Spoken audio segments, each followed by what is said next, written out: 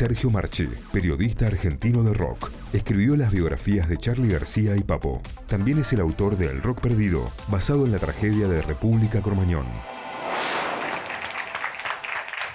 ¿Qué tal? Buenas noches, muchas gracias. Mi nombre es Sergio Marchi, soy periodista especializado en música. Podría decirse que soy escritor, tengo 9 libros escritos. No creo que eso sea lo que hace a un escritor. Puedes hacer muchos libros, pero pueden ser libros técnicos, pueden ser libros de información. Yo trato de combinar un poco la academia, la calle y el rock and roll.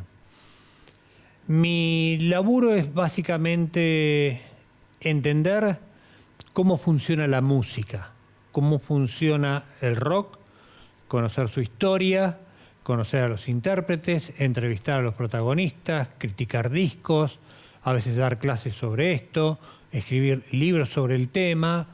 La verdad es que la Argentina te vuelve un ser bastante plástico a las transformaciones.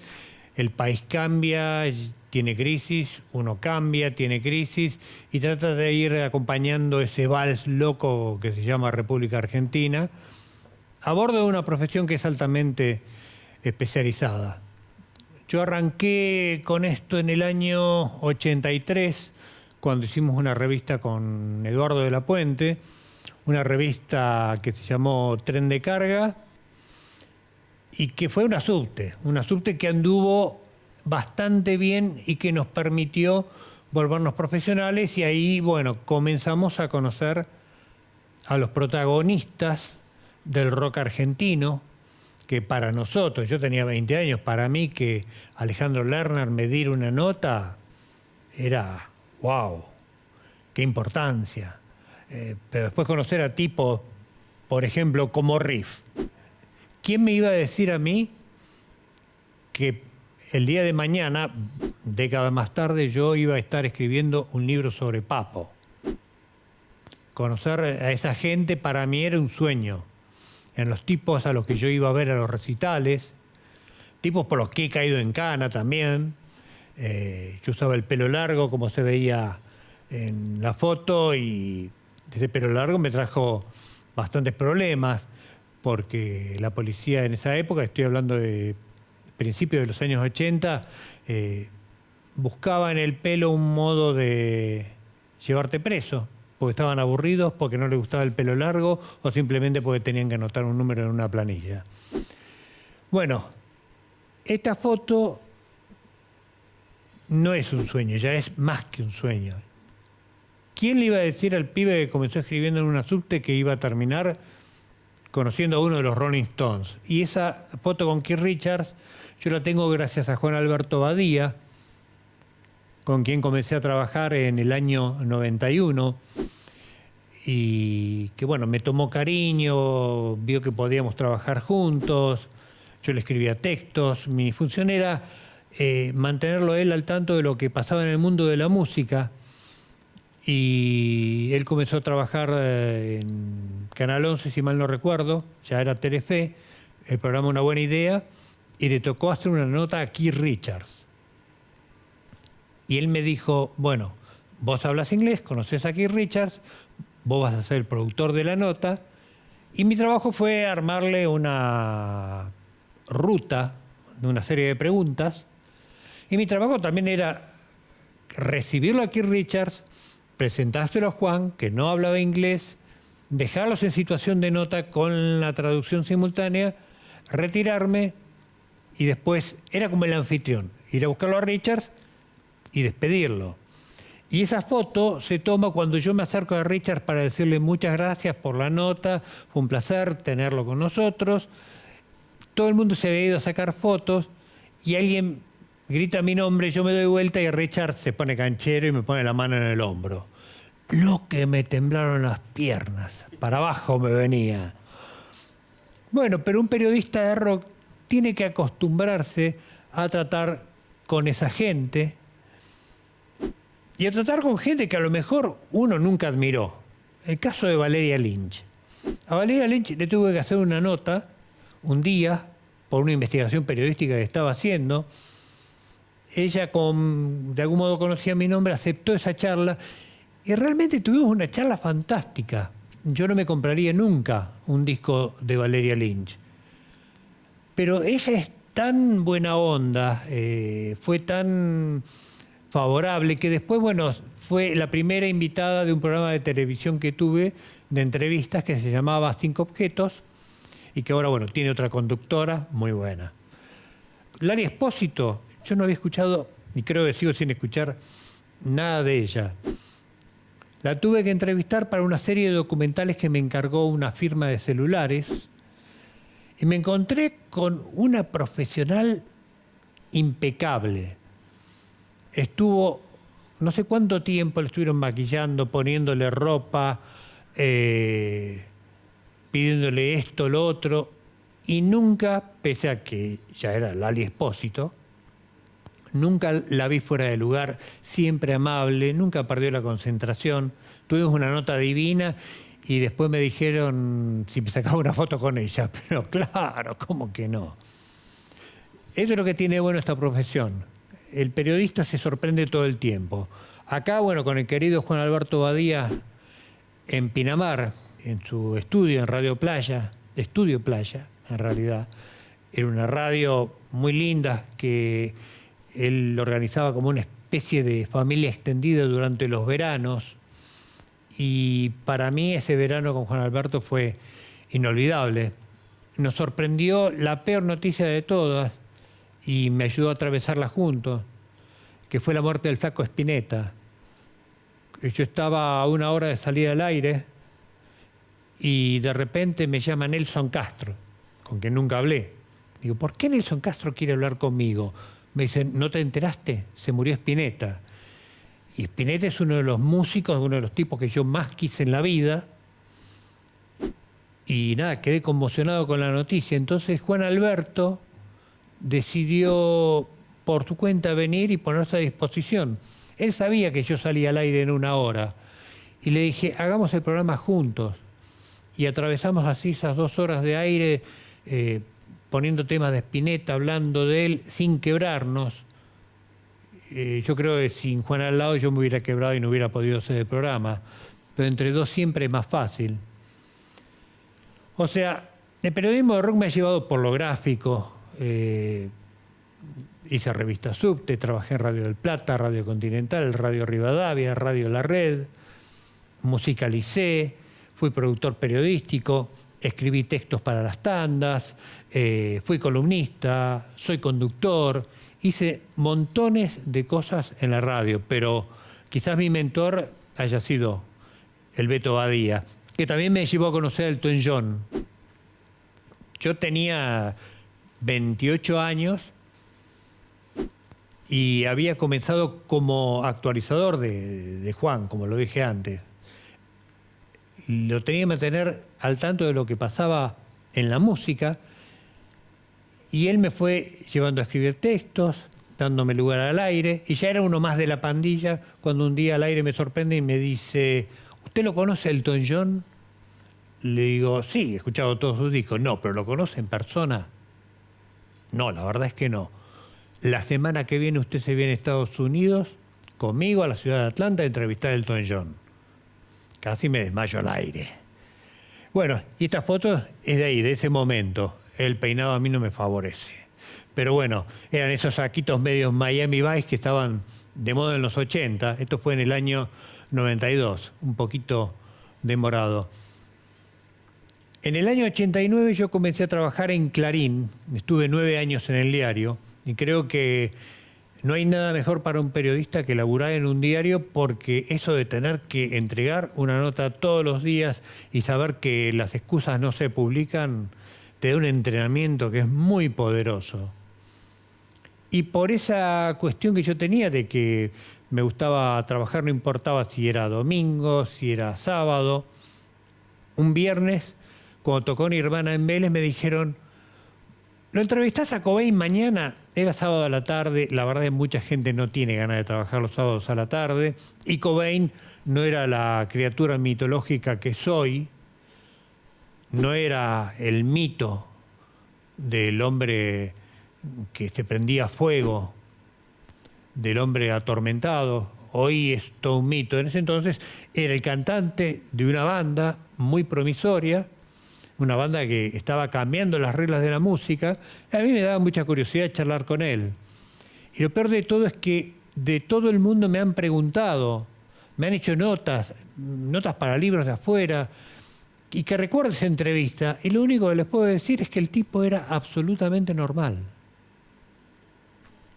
Le decía que, bueno, en Clarín estuve mucho tiempo y eso me formó periodísticamente y me dio, obviamente, el acceso a estos grandes. James Brown. Mamita querida, James Brown era una leyenda viviente, no necesitaba morirse. Y saber que al día siguiente yo me encontraba con él, tenía que estar preparado, pero también tenía que estar preparado para hacer mi trabajo, para no dejarme arrastrar por el mito, por su encanto, por el carisma que lo tienen. Todos estos tipos tienen un gran carisma, han hecho miles de notas y saben cómo llevarte a vos para el lado que ellos quieren ir, donde está más cómodo. Y tu función por ahí es sacarlos de ese lugar y hacer que te cuenten otras cosas. James Brown realmente era como estar frente a una de las pirámides de Egipto, básicamente. Si no me equivoco, fue la última nota que hice para Clarín. Después de ahí me fui a Rolling Stone, fui el editor musical durante un tiempo y después de Rolling Stone hice Rock Boulevard, el programa de radio que más satisfacciones me trajo. Y en el medio, en el 97, era como un proceso paralelo, estaba trabajando con Charly García en lo que iba a ser mi primer libro. Charly, bueno, llego a Charly por una cuestión insólita porque Charly tenía otra opción, otro periodista para llamar.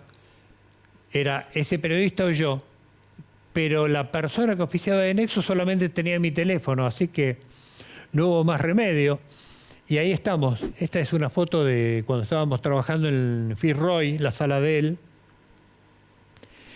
Eran tiempos locos en la vida de García. Ahí se lo ve muy formal, muy entero, pero este fue un buen día. Los días malos había que trabajar igual con García.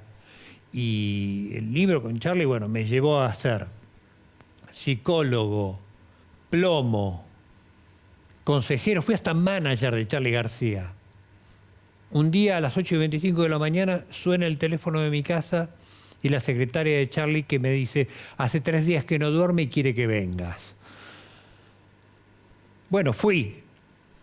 Charlamos un par de cosas, hasta tuvimos como una especie de conato de lucha porque me quiso tirar un televisor gigantesco encima y yo me entré a reír porque sabía que nadie podía levantar ese televisor. Me dice, ¿no te impresiono? Me lo dice en inglés.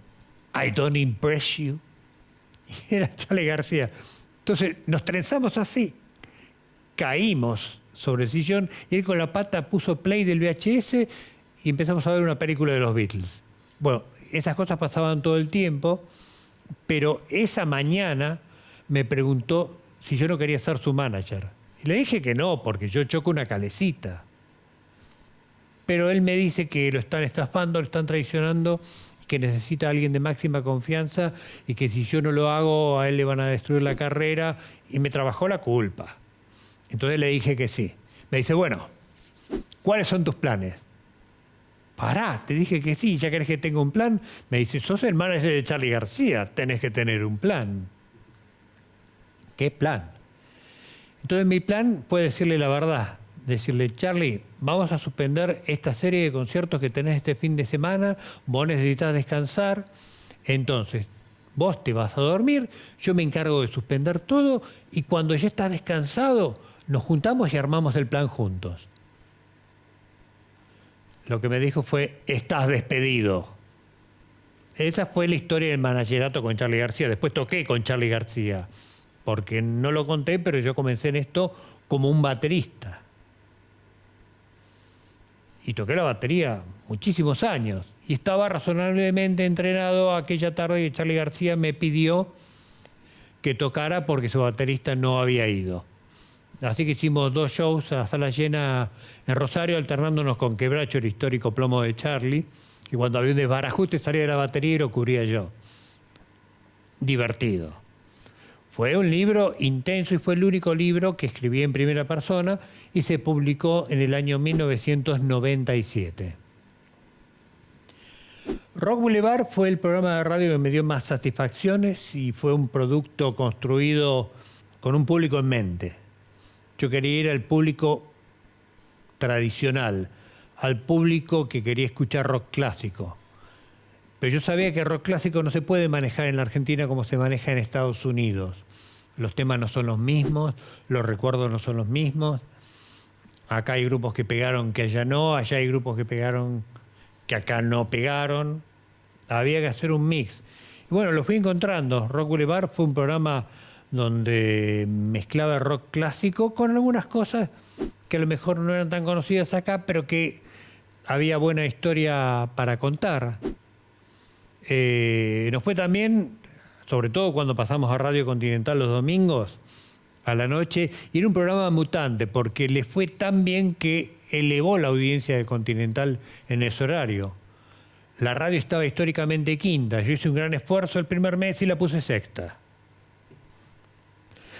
Pero después la radio pasó a ser tercera, después tuvimos segundos. Y ahí dijeron, bueno, te pegamos al fútbol, y en vez de tener 2 horas a la medianoche un domingo, estaba pegado a Víctor Hugo Morales y tenía 5 horas, y a veces cuando no había fútbol me pedían que cubría y teníamos 7 horas, y era un programa mutante. Y a lo mejor la gente más grande de la audiencia de Continental se enojaba porque decía, ¿qué es eso de durar tanto? Claro, no le gustaba yo pasar a rock and roll, pero había un montón de gente que sí, y a rock and roll en AM suena muy bien. Este fue el disco que hicimos en su momento, inspirado un poco en La Ruta, porque era un programa que se escuchaba cuando uno estaba en tránsito. Me acuerdo que cuando terminé el programa, en el 2004, hubo uno que me escribió y lo primero que me puso fue un insulto. Después me lo explicó. Yo iba desde Montehermoso a Rosario todos los domingos y vos me acompañabas 5 horas. Mi viaje duraba 7. No sabés qué largo se me hace el viaje ahora. Por favor, volvé. Se lo debo y en algún momento volveremos a hacer el programa. Entre Charlie y Papo tuve 2 o 3 libros más. Uno, Cinta Testigo sobre radio, Los grandes de la radio explicando el oficio, El rock perdido sobre Cromañón, donde conté con la palabra de Luis Alberto Spinetta, uno sobre los Beatles solistas. Pero el de Papo vino haciendo justamente ese programa, Rock Boulevard. Papo vino a Rock Boulevard. Y le regalé a Papo el libro de Charlie. Y le dije, me puse en guardia, digo, me va a pegar. Me dijo, no, con Charlie está todo bien. Y le pregunté por el libro que él estaba haciendo con un fotógrafo. Y me dijo, ese libro no había prosperado. Ni que si él tenía ganas, bueno, que podía contar conmigo. Ya está, escribilo vos. Eso me lo dijo en el 2003. No hice nada ese primer año y después Papo se muere en la ruta. Bueno, ahí obviamente con el dolor de su pérdida, pues yo era fanático del Carpo, decido cancelar el libro, sin darme cuenta que ahí había comenzado. Pero eso me pasa 2 años más tarde, exactamente clavados, porque alguien me cuenta una historia maravillosa de Papo. Vélez River, en cancha de Vélez. Y en la pantalla de LED pasaban cosas en el entretiempo. Las 2 hinchadas se la tenían jurada y se iban a agarrar a la salida. Pero sucedió algo en el entretiempo, y es que al programador se le ocurrió pasar Sube a mi Boaturé de Riff en la pantalla de LED, y las 2 hinchadas comenzaron a cantar la canción, se sacaron las camperas, sacaron las remeras, las revolearon como si fueran Soledad y terminaron y aplaudieron a Papo, que hacía poco que se había muerto. Cuando me cuentan esa historia, a mí esa historia me come el coco. Digo, de eso se construye un ídolo popular. Eso es. Y bueno, me entró a comer el coco hasta que Un día me despierto un domingo, 7 de la mañana, algo insólito. ¿Qué pasa? Pensaba en Papo. Abro el diario, papel en ese entonces, y veo la fecha, 2 años clavado de la muerte de Papo. Me fui al cementerio, no estaba. Me fui a la plaza, todavía sus cenizas estaban en tránsito. Ahí en la plaza están sus cenizas junto con las de sus padres y su hermano. Entonces comprendí que tenía que hacer algo al respecto o me iba a volver loco. Loco ya estaba, decidí escribir un libro y 4 años más tarde saqué El hombre suburbano de Papo, un libro que me trajo inmensas satisfacciones, 6 ediciones vendidas. Me llevó de viaje a Perú, Papo. Ni siquiera Charlie, fue Papo. Fui 3 veces a Perú, pero es porque después se editó ahí Room Service, que es un libro muy loco que hice. Es un subproducto de Charlie. Entendiendo que Charlie era una estrella de rock, busqué algo que me permitiera en su momento encontrar un parámetro para el libro y entender qué le pasaba a García y si yo podía ayudarlo. Entonces entré a leer un montón de cosas de estrellas de rock, historias trágicas, historias cómicas, historias desmesuradas, anécdotas divinas, y dije, ¿por qué no juntarlas en un libro? Y ese fue Room Service, que vendió 3 ediciones también, contra todo pronóstico. Los libros te van llevando por lugares que no sabés, como este que se editó en Perú. Un día fui a Lima, estuve 24 horas dando notas como si fuera una estrella. Ahí se dio una paradoja cómica. El autor que es estrella durante 24 horas. Lamentablemente no puedo recorrer mucho Lima, me lo debo para la próxima. Alguna vez tengo ganas de escribir sobre los Ramones, porque el primer libro que hice en realidad no fue el de Charlie. Fue uno que no se firmó sobre los Ramones, lo hice por encargo porque esa plata me permitía cambiar la batería. Yo tenía una batería que estaba bien, pero quería una mejor, y el libro ese que escribí sobre los Ramones me dio el dinero necesario. Después, en el 2002, cuando el país había explotado y no había trabajo para nadie, se me ocurrió la idea de comenzar a dar cursos de rock. Nadie lo había hecho. Digo, ¿funcionará? ¿No funcionará? No sé, vamos a intentarlo. Y me llevé la sorpresa que tuve 3 cursos vendidos. Y hasta el día de hoy sigo dando clases sobre periodismo de rock, sobre historia del rock nacional, internacional, historias más cortas. A lo mejor hago un curso de los Beatles más corto, hago otro de los Rolling, uno sobre Charlie, uno sobre Papo. Voy cambiando, también voy a un público focalizado y especializado.